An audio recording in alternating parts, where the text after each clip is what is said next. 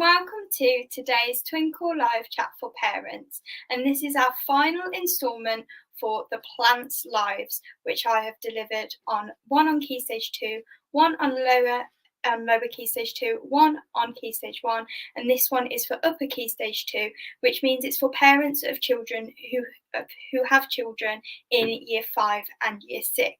So these activities that I mentioned today, it is for children in Year 5 and 6, but it can be easily adapted to any age, including if your child is in the early years, as we're using CRESS, and there's lots of fun ways you can adapt the CRESS activities. You can make CRESS caterpillars, for example. Lots of ways you can use CRESS for learning, and you can just then use the vocabulary appropriate for your child and their age. So if you wanted to complete the activity that I am going to be sharing with you today, you will need 2 empty yogurt pots or similar. So you could have little plant pots, or you could use something different that you've got in your home. You can use a packet of CRESS seeds, some soil, either from the garden or from a bag, some kitchen paper and some water. So why have a go at doing science experiments at home with your child? Well, it's a fun, easy way to start thinking about home gardening, learning all science-related things in a fun way to observe and think about why things happen with your child.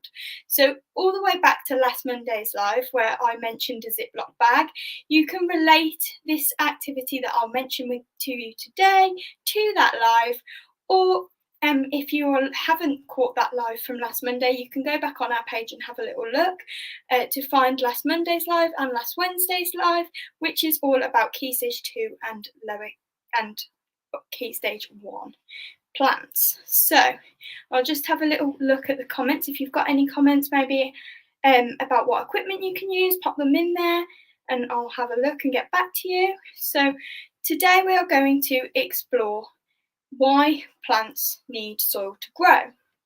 So with your child, you could ask your child a question like, do plants need soil to grow? And carry out an investigation to find out if plants grow without soil. And that's what you can use your quest for. So if you are wanting to carry out the experiment, I've just got a little video here that I can show you of me popping some CRESS seeds into yogurt pots, one with kitchen towel in the bottom and one with soil in the bottom. And then you can have a little chat with your child and maybe think about what things you could do and share about this. Do you think both seeds are going to grow? Do you think the soil will grow taller? Will more seeds grow? Or do you think the kitchen towel will grow? And then compare with your child as the process goes on. And over the days, you can observe what happens to the seeds. If your child is in Year 5 or 6, there might be some vocabulary that you can discuss with your child, like what seeds need: water, oxygen and temperature.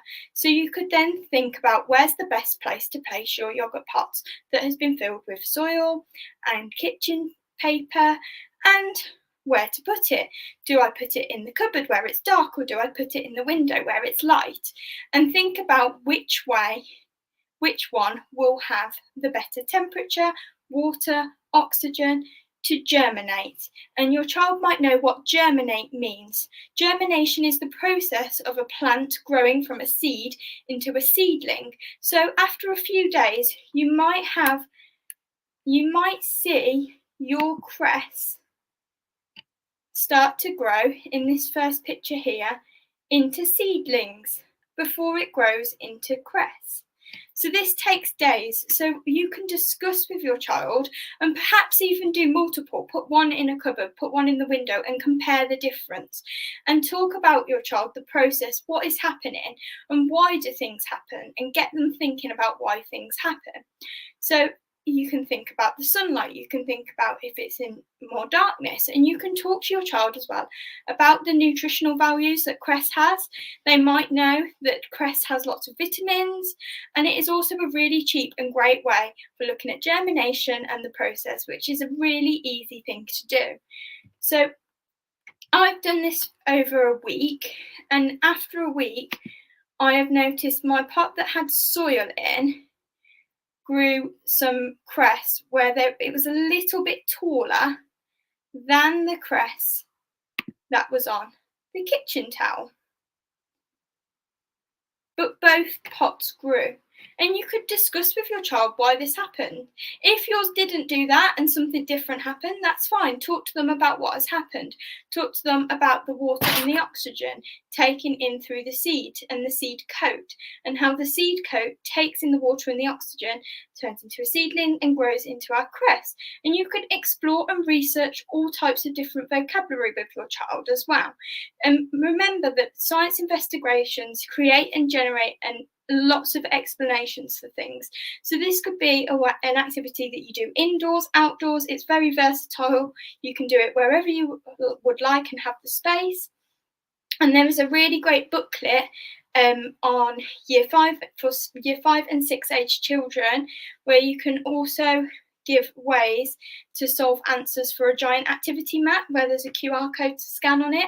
So if you use this booklet, there is an instruction sheet, and you can talk about instructions with this booklet to your child and go through the instructions of doing this cress experiment.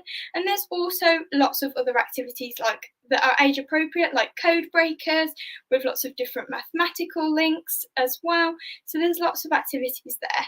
If you want some more cost-effective ideas for exploring plants at home, whether by yourself or with your child, there is also a really great resource on our website which includes reusing lots of things. So reusing things like lettuce stalks or potato peels, and using jars, glasses, plant pots, soil, water, whatever you've got available to you, to then grow your own vegetables from scraps.